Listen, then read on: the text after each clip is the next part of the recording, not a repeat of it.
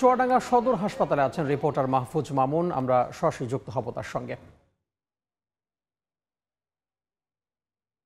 চুয়াডাঙ্গার জীবননগরে প্রতিপক্ষের হামলায় দুই সহোদরকে কুপিয়ে হত্যা করেছে প্রতিপক্ষের লোকজন। তাদেরকে দুই ভাই সকালে গ্রামের একটি জমিতে মাঠে কাজের জন্য যায়, সেখানে তারা হামলার শিকার হয়। তাদেরকে প্রতিপক্ষের লোকজন কুপিয়ে আহত করে ঘটনাস্থলে ফেলে রেখে পালিয়ে যায়। এরপরে তাদেরকে স্থানীয়রা উদ্ধার করে চুয়াডাঙ্গা সদর হাসপাতালে নিয়ে আসে।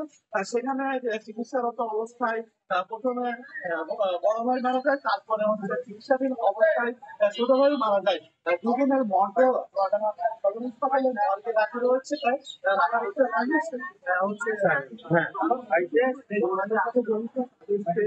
আটক এবং গ্রেপ্তারের জন্য অভিযান অব্যাহত রেখেছে। অভিযুক্তরা ঘটনার পর থেকে ঢাকা দিয়েছে, তারা পালিয়ে গেছে।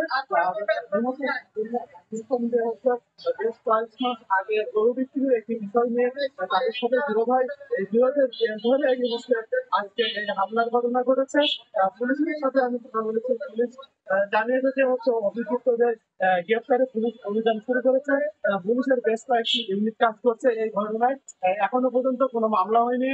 আর লাশের ময়নাতদন্তের প্রক্রিয়া এখনো শুরু হয়নি। লাশ দুটি চুয়াডাঙ্গা সদর হাসপাতালে মর্গে রাখা হয়েছে। চুয়াডাঙ্গা সদর হাসপাতালের জরুরি বিভাগের কর্তৃপক্ষ মেডিকেল অফিসারের সাথে আমি কথা বলেছি। তিনি জানিয়েছেন যে একজন ঘটনাস্থলেই মারা গিয়েছিল। ঘটনাস্থলে আসার আগে সে মারা যায় এবং একজনকে গুরুতর আহত অবস্থায় চুয়াডাঙ্গা সদর হাসপাতালে সার্জারি ওয়ার্ডে ভর্তি করা হয়। সার্জারি ওয়ার্ডে চিকিৎসাধীন অবস্থায় তিনি পরবর্তীতে মারা যায়। এই ঘটনায় দুই সহোদর মারা যাওয়ায় জীবননগরের উথুলি গ্রাম জুড়ে শোকের ছায়া নেমে এসছে।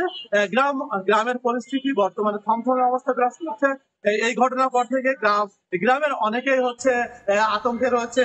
জোড়াখুনের ঘটনায় এলাকায় জোড়াখুনের ঘটনা ঘটেছে। এবারই প্রথম জোড়াখুনের ঘটনায় অনেকেই আতঙ্কিত হয়ে পড়েছে। নিহতের স্বজনদের দাবি অভিযুক্তদের দ্রুত গ্রেপ্তার করে আইনের আওতায় আনা হোক এবং যারা এর সাথে জড়িত আছে তাদের দৃষ্টান্তমূলক শাস্তির দাবি জানিয়েছে গ্রামবাসী। এই ছিল চুয়াডাঙ্গা সদর হাসপাতাল থেকে জোড়াখুনের সর্বশেষ। আমরা সরাসরি যুক্ত হয়েছিলাম চুয়াডাঙ্গা সদর হাসপাতালের সামনে থেকে।